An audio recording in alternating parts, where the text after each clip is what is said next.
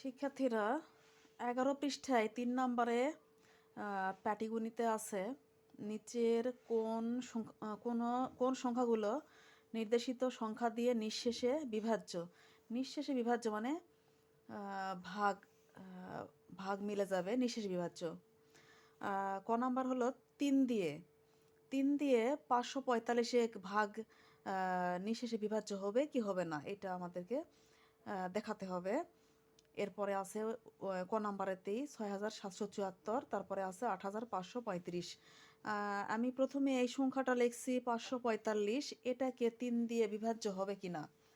3 দিয়ে বিভাজ্যের নিয়মের সূত্র আছে আমাদের বইয়ে, এই যে এটা, কোনো সংখ্যার অঙ্কগুলোর যোগফল 3 দ্বারা বিভাজ্য হলে ওই সংখ্যাটি 3 দ্বারা বিভাজ্য হবে।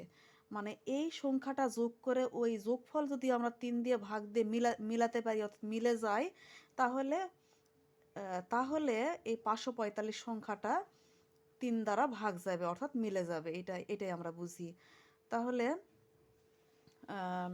এটা সূত্র, এটা লিখলে হয় না লিখলে হয়, আমি বোঝানোর জন্য এটা লিখছি।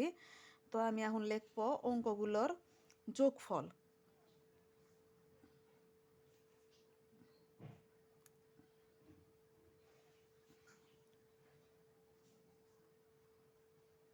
অঙ্কগুলোর যোগফল, অঙ্ক কি আছে?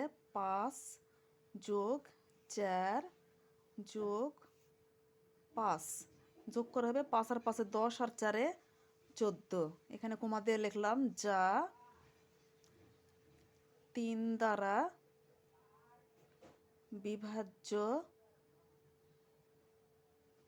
নয়, কারণ 3 4 12, 3 5 15, 14 তো হয় না, 3 দ্বারা বিভাজ্য নয়। অতএব এই 545 সংখ্যাটি